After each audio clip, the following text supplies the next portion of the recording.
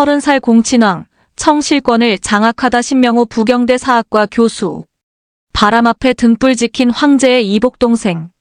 영불연합군, 무역선교자유 요구하며 북경 유린할 때 구원투수로 등장. 한풍제 사후 청나라 살리고 서태후와 권력관계에서 자신의 살길도 도모. 근대 동북아 지역의 삼국은 서세동점의 충격에 격렬하게 몸부림쳤다. 아편전쟁의 포연에 휩싸인 중국, 세국과 개화 사이에서 갈등한 한국, 타라입구를 외치며 호기롭게 뛰쳐나갔지만 전범으로 전락하고 만 일본. 세 나라 간 갈등의 역사적 뿌리를 재조명함으로써 최근 민족주의적 색채가 또렷해지면서 새로운 갈등을 잉태하고 있는 동북아. 삼국 간 외교에서 지혜로운 대응책과 진취적인 미래관계를 위한 방안을 모색하고자 한다. 삼국지연의의 지필 방식을 따르되 매회 조선의 역사적 인물 사건을 중심으로 중국 일본의 관련 인물 사건을 함께 재조명한다. 에로 사건 영국과 청나라의 분쟁과 관련해 1858년 6월 청나라는 영국, 프랑스, 러시아, 미국 4개국과 텐진 조약을 맺게 됐다. 조약의 주요 내용은 전비배상, 외교관의 베이징 주재와 중국 여행 및 무역의 자유 보장, 기독교 포교의 자유와 선교사 보호, 열계 항구 개방 등이다. 사진중앙 포토 1860년 철종 11년 12월 9일 음력 이하 같은 비변사의 한 통의 급보가 접수됐다. 지난 9월 청나라에 파견된 역관 김경수가 북경의 급변 사태를 정탐하고 보낸 보고서였다.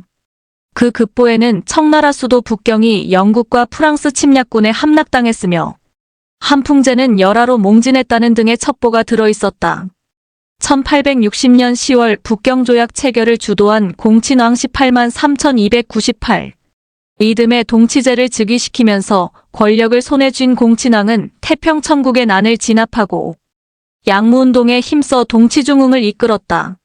사진중앙 포토 당시 조선 당국자들은 청나라를 세계 제1의 강대국으로 인식했다.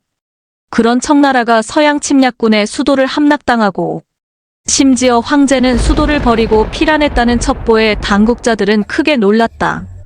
당장 청나라가 망할지 아닐지 정확한 사태 파악이 필요했다. 더불어 북경의 급변 사태에 대응할 대책도 필요했다. 비변사는 철종에게 위문사신을 파견하자는 대책을 건의했다. 철종에게도 북경 급변 사태는 큰 충격이었다. 다음 날 오전 8시쯤 철종은 조정 중신들을 창덕궁 희정당으로 불러 이 사태를 논의했다. 보통의 경우 회의에서 철종은 별로 말이 없었지만 이날 철종은 많은 말을 쏟아냈다. 철종은 이렇게 운을 떼었다. 어제 급보를 읽어봤다. 중국의 급변 사태가 너무너무 걱정된다. 뒤이어 철종은 좌의정 조두순에게 이렇게 말했다. 중국처럼 큰 나라도 적을 막지 못했다니 그 적이 얼마나 강한지 알 수 있다. 북경은 우리와 순치 같은 관계다. 서양인들이 중국과 강화한 것은 교역만 하자는 것이 아니라 삼강오륜을 없앨 만한 술법으로서 천하를 오염시키고자 하려는 것이라 한다. 그렇다면 우리도 그 피해를 벗어나기 어렵다. 게다가 그들은 배로 일순간에 천리를 달리는 자들이 아닌가.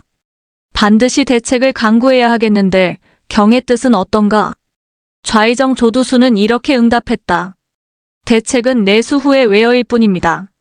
내수는 첫째 재력이고 둘째 병력인데 이는 하루아침에 되지 않으므로 12년 시간을 갖고 서서히 추진해야 합니다. 봄가을의 군사훈련은 원래 정상인데 우리나라 인심은 깜짝깜짝 잘 놀람으로 매년 임시로 정지했습니다. 지금은 소소한 문제로 정지할 수 없습니다. 예책에 이르기를 연병적속이라 했으니 지금이 바로 그럴 때입니다. 이 대화에 나타나듯 북경 급변 사태에 철종이나 조정 중신들 모두가 위기의식을 느낀 것은 확실하다. 하지만 대응이 문제였다.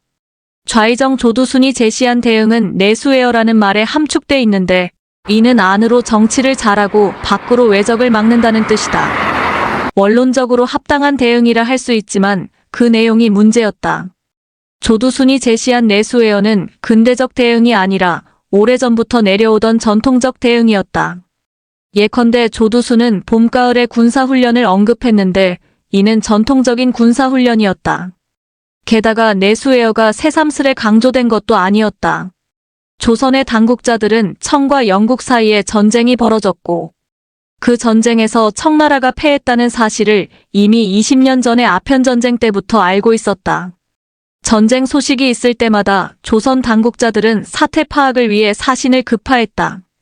그 결과 비록 청나라는 전쟁에서 패했지만 영토를 잃지 않았다는 사실, 즉 청나라가 멸망하지 않았다는 사실을 알았고 그 사실에 안도하며 전통적인 내수해열을 주장했다.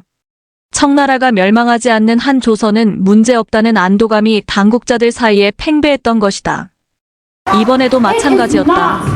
북경의 함락과 황제몽진이라는 첩보에 대해 비변사에서 내놓은 대책 역시 열하문안사를 급파하자는 것이었다. 다만 이번 사태는 이전과 달리 좀 더 심각하게 여겨졌으므로 인선에 신경을 썼다. 그 결과 연암 박지원의 손자이자 실학파의 거두로 이름 높은 박규수가 열하문안사의 부사에 선발됐다. 보고 싶은 것만 봤던 조선의 문안사들. 전족을 한 여성과 누워서 아편을 하는 남성. 이 장면은 청나라 때 서양인들이 만든 엽서의 단골 메뉴로 등장했다. 사진중앙 포토. 80여 년 전 연암 박지원은 걸륭제의 칠순 축하 사절단의 일원으로 북경과 열하에 다녀왔다. 그때 박지원은 예리한 안목으로 청나라의 현실을 직시하며 조선 양반들의 허위의식과 고집불통을 통감했다. 박지원의 안목에 포착된 조선 양반의 허위의식과 고집불통이 양반전 허생전 등에서 풍자적으로 묘사됐는데 연암은 이런 작품들을 모아 불후의 명작 열하일기를 출간했다. 박지원의 손자 박규수 역시 그의 조부처럼 예리한 안목을 가진 인물로 소문났다. 만약 박규수가 열하문안사로 다녀오면 제2의 열하일기가 탄생할 것으로 기대됐다. 그렇다면 청나라의 실태는 물론 조선 내부의 허위의식과 고집불통이 보다 선명하게 드러남으로써 새로운 대안이 가능할 수 있었다. 1861년 철종 12년 1월 18일 박규수는 사행길에 올라 2월 24일 북경에 도착했다. 관행대로 예부에 도착 보고를 하고 선물을 바친 후 열하로 문안을 가겠다고 요청했다. 하지만 한풍제는 굳이 올 필요 없다고 거절하면서 수많은 비단과 보물을 선물로 줬다. 당시 청나라에 위문사신을 보낸 국가는 오직 조선뿐이었다. 그런 조선의 정성에 한풍제는 깊이 감동했지만 열하의 참혹한 모습을 보이고 싶지는 않았다. 그래서 오지 못하게 하면서 대신 많은 선물을 줬던 것이다. 북경에서 2달 정도 정세를 살핀 박규수 등은 5월 초 출발해 6월 19일 철종에게 귀국 보고를 했다. 그때 철종은 북경의 급변 사태가 어떻게 귀결되었는지 궁금해했다. 열하문안사를 대표해 정사 조일임이 이렇게 대답했다. 반란군이 창궐한 지 10년이 넘었고 간혹 정부군에 패했어도 여전히 건재합니다.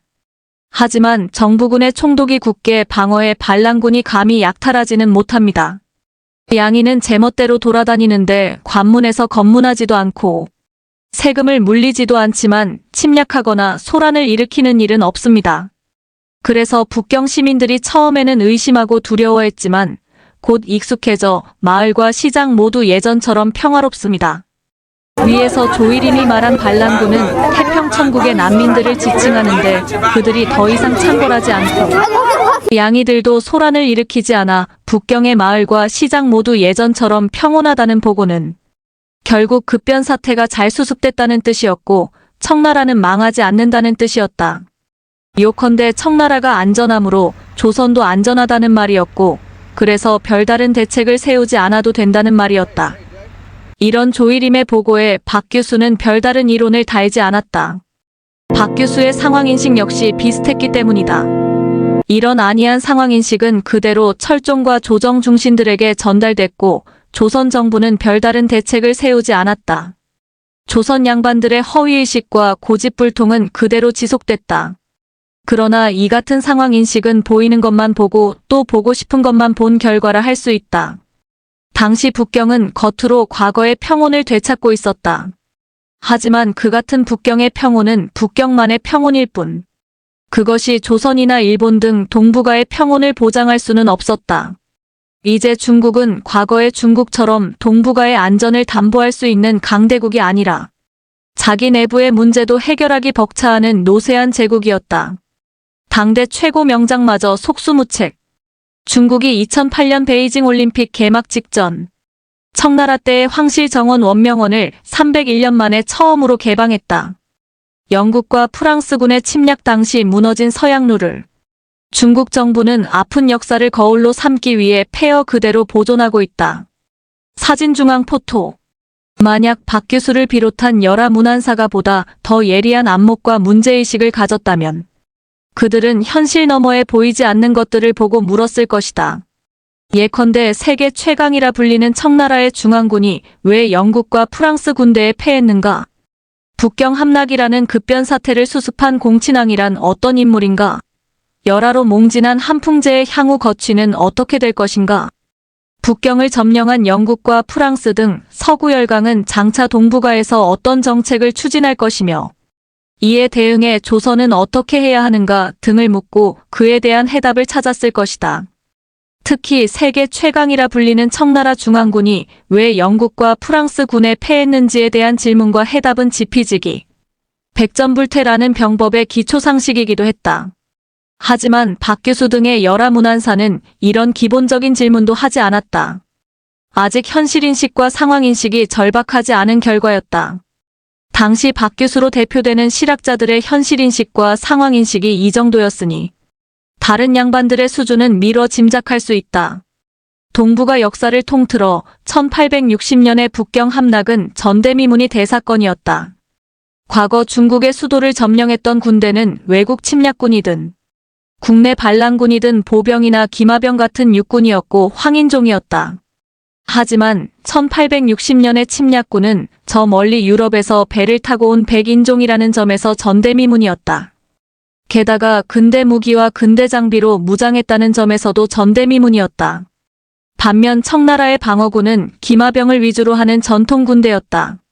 1860년의 북경 함락 때 청나라군은 몽고 출신의 49세 장군 승경림심이 지휘했다. 그는 몽고와 만주에서 차출된 7,000기마대를 거느리고 태평천국 반란군을 진압하면서 당대 최고의 명장으로 떠올랐다. 당시 승경림심의 기마대는 청나라 최강이자 동북아 최강이었다.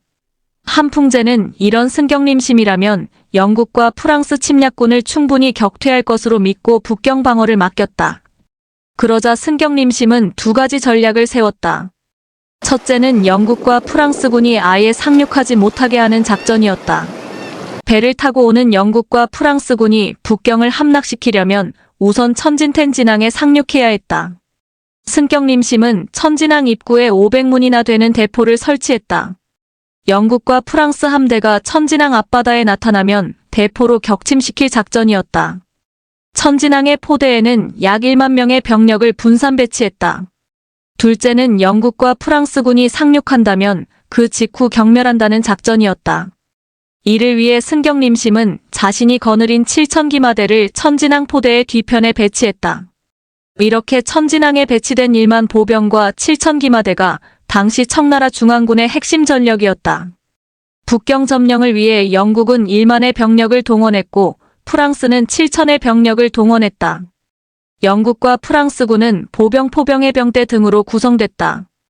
영국과 프랑스군은 100여 척의 군함을 타고 광동상해를 거쳐 천진으로 들어왔다. 당시 청나라의 전통 수군은 영국과 프랑스의 근대 해군 앞에 무용지물이었다. 제해권을 장악한 영국과 프랑스 해군은 중국 바다를 제집, 안방처럼 휩쓸고 다녔지만 중국 수군은 속수무책이었다. 해군력에서 절대적으로 열세였기에 청나라의 승경림심은 상륙 저지작전을 쓸 수밖에 없었다. 난세 영웅에겐 용맹한 유목민의 피가 흘렀다. 청나라 말기에 벌어진 태평천국의 반란 진압 과정을 그린 그림. 청군대는 남경에서 거주민의 절반가량을 학살하는 참극을 벌였다. 사진중앙 포토. 1860년 6월 15일 영국과 프랑스군은 기습적으로 천진항 포대를 점령했다. 허리를 찔린 승경림심은 천진에서 결전을 벌일 작정이었지만 한풍제의 만류로 퇴각하여 북경과 30리 정도 떨어진 통주에 주둔했다. 이곳에 지원군이 도착함으로써 총 2만 7천여 병력이 집결됐는데 이 중에 기마병이 1만 2천이었고 보병이 1만 5천이었다. 이 2만 7천여 병력이 청나의 최후 보루였다. 천진항을 점령한 영국과 프랑스군은 서서히 북경으로 접근했다. 마침내 8월 7일 오전 팔리교에서 최후 결전이 벌어졌다. 팔리교에서 북경까지는 겨우 30리밖에 떨어져 있지 않으므로 이곳이 최후의 방어선이었다. 팔리교 방어에 나선 2만 7천의 청나라 군대 중에서 1만 2천의 기마대는 몽골 기마대를 중심으로 했다. 몽골 기마대는 예로부터 세계의 용맹을 떨치던 기마대였다.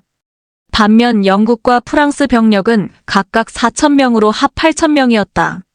수로 치면 청나라의 3분의 1도 되지 않는 병력이었지만 이들은 신식 무기로 무장한 근대 보병이었다. 이런 면에서 팔리교에서 청나라 군대와 영국 프랑스 군대가 결전을 벌인 것은 전통시대 최강의 군대와 근대 최강의 군대가 마주친 전투라 할 수 있다. 승격림심은 기마대의 장점을 살려 집단 돌격으로 승패를 결정지으려 했다. 과거라면 이런 작전이 통했을 것이다. 하지만 근대 무기로 무장한 군대에는 통하지 않았다. 대포와 라이플 소총으로 무장한 영국과 프랑스군의 집단 사격에 기마대는 추풍낙엽처럼 죽어나갔다. 몇 시간의 전투 끝에 1만 2천 명의 기마대 중 1만여 명이 전사하고 겨우 2천여 명만 살아남았다. 1만 보병 중에서도 2천여 명이 전사함으로써 청나라의 병력 손실은 1만 2천 명에 달했다. 이로써 청나라의 중앙군사력은 거의 소멸되고 말았다. 반면 영국군 2명, 프랑스군 3명 등 연합군은 총 5명만 전사했다. 팔리교 전투는 말이 전쟁이지 일방적인 사륙이었던 것이다. 이 충격으로 한풍제는 8월 8일 북경을 버리고 열하로 몽진했고 그 뒤를 이어 8월 20일 영국과 프랑스군이 북경을 무혈점령하기에 이르렀다. 북경은 영국과 프랑스군에 유린됐다. 황제의 권위를 상징하던 황실별장 원명원은 약탈당했고 청나라의 운명은 바람 앞에 촛불 같았다. 이 같은 급변 사태를 수습한 인물은 공친왕이었다. 당시 29세의 공친왕은 이복형 한풍제보다 2살 아래로 황족 중 가장 용맹하고 지혜로운 인물로 손꼽혔다. 청사고에 의하면 공친왕과 한풍제는 어려서 함께 무술을 연마했다고 한다. 그때 공친왕은 창법 28세와 도법 18세를 창안하기까지 한 무술고수였다. 공친왕의 창법과 도법을 본 도강제는 채화협력, 보악선이라는 이름을 붙여주기까지 했다.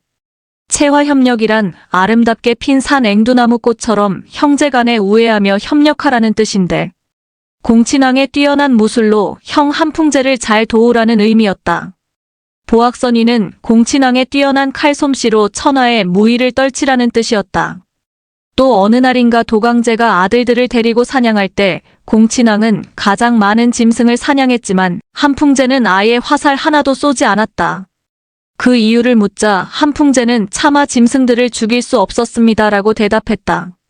이런 사실로 보면 공친왕은 용맹무쌍한 유목민의 피가 흐르는 전사였다고 하겠는데 거기에 더해 총명한 두뇌까지 소유한 것으로 알려졌다. 반면 한풍제는 어질고 여린 마음의 소유자였다. 한풍제는 황제가 된 후 용맹하고 총명한 공친왕을 견제했다. 그러다가 북경 함락과 열하몽진이라는 비상사태에 어쩔 수 없이 공친왕에게 도움을 요청했다. 황국 미루고 미루다 결국 눈 감는 황제. 동치제 시절 수렴청정을 했던 서태후의 노년 모습. 사진중앙 포토. 공친왕은 청나라의 멸망을 막기 위해 영국과 프랑스의 요구사항을 모두 수용했다. 당시 영국과 프랑스가 북경을 무력 점령한 이유는 자유무역과 기독교 선교 그리고 외교 간의 북경 상주였다. 이런 요구를 한풍제는 전례가 없다며 거절했는데 그 갈등이 마침내 무력 충돌로 비화했던 것이다. 북경 점령 이후 영국과 프랑스는 기왕의 요구 이외에 또 전쟁 배상금 1600만 양을 추가로 요구했다. 이런 요구를 공친왕이 이견 없이 수용한 결과 9월 26일에 영국과 프랑스 군은 북경에서 철수했다. 1860년 당시 청나라의 인구는 약 4억 명에 이르렀던 반면 영국과 프랑스는 각각 4천만 명, 합 8천만 명에 불과했다. 인구로만 보면 반의 반도 안 되는 영국과 프랑스에 무참하게 패배하고 수도까지 함락당한 중국인들의 자존심은 여지없이 깨졌다. 영국과 프랑스군이 북경에서 철수하자 중국인들은 왜 이런 사태가 벌어졌는지 또 어떻게 하면 이런 사태의 재발을 막을 수 있는지 격렬하게 고민하고 토론했다. 결론은 명확했다. 한풍제와 그 측근들이 무능하고 군사력이 열악해서 이런 사태가 벌어졌고, 이런 사태를 해결한 공친왕은 유능한 사람이었다. 당연하게도 무능한 측근들을 숙청하고 군사력을 근대화해야 나라가 살 수 있다는 여론이 비등했다. 이때 무능한 측근들을 숙청한다는 것은 곧 유능한 공친왕이 그 자리를 대신해야 한다는 의미이기도 했다. 그런 면에서 측근 숙청과 군사력 근대화라는 여론은 곧 권력투쟁과 노선투쟁을 의미하기도 했다. 한풍제는 즉위 후 숙순이라는 황족을 신임의 중임을 맡겼다. 1860년에 열하몽진도 이 숙순의 주도로 이뤄졌다. 북경 함락과 열하몽진에 따른 모든 비난은 자연스럽게 숙순에게 돌아갔다. 북경 사태가 일단락된 후 중국인들은 한풍제의 즉각적인 황궁을 요구했다. 황궁하면 북경 함락과 열하몽진의 책임을 물어 숙순 등 측근들을 숙청하라는 여론이 들끓을 것이 분명했다. 이것이 문제였다. 북경 함락과 열하몽진의 궁극적인 책임은 한풍제에게 있었기 때문이다. 그렇다면 황궁 후에 한풍제 자신이 쫓겨날 가능성도 없지 않았다. 용맹하고 총명한 공친왕이 여론의 지지를 얻고 있기에 충분히 가능한 일이었다. 이런 두려움 속에서 한풍제와 숙순 등은 황궁하지 않으려 했다. 공친왕이 열하로 오겠다고 하는 것도 막았다. 한풍제는 처음에 황궁 시기를 다음해 봄으로 미뤘지만 정작 새해 봄이 오고 또 여름이 지나도 황궁하지 못했다. 병이 들었던 것이다. 한풍제는 병으로 신음하다가 1861년 7월 16일 열하산장에서 세상을 떠났다. 세상을 떠나기 하루 전 한풍제는 겨우 6세에 불과한 동치제를 황태자로 결정하면서 숙순 등 측근 8명을 찬양정무 대신으로 삼았다. 한풍제는 황후에게 어상이라는 도장을, 황태자에게 동도당이라는 도장을 남겼다. 8명의 찬양정무왕 대신이 결재한 공문은 어상과 동도당이 날인된 후에 효력이 발휘되도록 했다. 어상은 공문서의 위쪽에 찍게 했고 동도당은 아래쪽에 찍게 했다. 8명의 찬양정무 대신에게 공동섭정을 맡기면서 동시에 황후와 황태자에게 최종 결정권을 맡긴 것이었다. 6세밖에 되지 않은 황태자를 대신하는 섭정들의 권력을 분산하고 견제하기 위한 조치였다. 서태후와 함께 반대파 제거하고 권력 장악. 당시 한풍제의 황후는 훗날의 동태후로 25세에 불과했고 동치제의 생모인 서태후는 27세였다. 반면 찬양정무 대신으로 임명된 숙순은 46세였다. 한풍제 사후 열하에서 실제로 궁중정치를 좌지우지한 인물은 숙순이었다. 여론의 지탄을 받던 숙순은 동치제를 방패막이로 권력을 유지하려 했다. 그러면서 북경의 공친왕을 비롯한 비판자들을 숙청하려 했다. 공친왕과 숙순 사이에 격렬한 권력 투쟁이 전개되던 중 어사 동원순이 태후의 수렴청정을 요구하는 상소문을 올렸다. 이 상소문은 숙순에게 결정적으로 불리하게 작용했다. 수렴청정을 요구했다는 것은 결국 숙순 등의 찬양정무 대신을 믿지 못하겠다는 뜻이었고 또 동태후와 서태후가 숙순 등을 버리게 만들었기 때문이다. 양태후는 수렴청정을 하는 것이 훨씬 유리했기에 기꺼이 숙순을 버리고자 했다. 당연히 양태후는 수렴청정을 찬성한 반면 숙순 등의 찬양정무 대신은 반대했다. 이런 상황에서 서태후는 북경에 머무르던 공친왕을 열하로 불러들여 밀약을 했다. 공친왕은 한풍 황제가 열하에서 승하하자 그곳으로 가서 문상하겠다고 했다. 그러자 숙순 등의 찬양정무 대신은 어차피 한풍제의 장례는 북경에서 치러야 하므로 올 필요 없다고 했다. 혹시라도 공친왕이 서태후와 연결될까 두려웠기 때문이었다. 그러나 신하의 도리상 열하로 가서 문상하겠다는 공친왕의 주장이 더 설득력이 있었다. 7월 22일 공친왕의 열하 문상이 허락됐는데 배후에 서태후의 공작이 있었다. 서태후가 신복 황관 안덕회를 보내 공친왕을 불렀던 것이다. 서태후는 공친왕과의 회견에서 숙순 등 찬양정무 대신이 정치를 제멋대로 한다고 성토했다. 그들은 역적이니 숙청해야 한다는 뜻이었다. 공친왕은 동의했다. 이런 사실에서 공친왕은 무술만 뛰어난 것이 아니라 정치적 야심도 대단한 인물임을 알 수 있다. 결국 숙순 등 찬양 정무 대신은 서태후와 공친왕의 협공을 받고 역적으로 체포돼 처형됐다. 그때가 1861년 9월이었다. 10월 1일에 공친왕은 의정왕이 됐고 10월 9일에는 황태자가 자금성의 태화전에서 공식적으로 황제, 즉 동치제로 즉위했다. 이어서 11월 1일부터 서태후와 동태후의 수렴청정이 시작됐다. 공친왕이 의정왕에 임명된 것은 한풍제 주변의 무능한 측근들이 숙청됐음을 의미했다. 반면 양태후의 수렴청정이 시작된 것은 군주세습제의 유풍이 아직도 건재하다는 사실을 의미하기도 했다. 그런 면에서 30세의 의정왕 공친왕에게는 기회와 위험이 함께 있었다. 1861년 11월 당시 동치제는 6세에 불과했고 양태후는 아직 20대 후반의 풋내기였다. 게다가 정치 경험도 없는 여성이었다. 자연히 궁중 실권은 공친왕에게 돌아갔다. 멸망 직전에 청나라를 살릴 인물은 오직 그뿐이라는 여론에 더해 어린 황제와 미숙한 양태후도 그에게 의지했다. 이런 요소들은 공친왕에게 기회였다. 반면 영국과 프랑스 이외의 서구 열강도 이권을 요구하며 협박을 일삼을 것이 분명한 당시 상황은 공친왕에게 큰 위기였다. 또한 세월이 흐를수록 동치제가 나이 들고 양태후의 정치 경험 역시 늘어나면서 그들의 간섭이 폭증할 것이라는 점에서 공친왕의 기회는 그리 길지 않았다. 그 길지 않은 기회를 활용해 어떻게 서구 열강에 대항해 청나라를 살리고 또 서태후와의 권력 관계에서 자신의 살기를 찾을지는 온전히 의정왕으로서 궁중 실권을 장악한 공친왕 자신의 식견과 능력에 달려 있었다.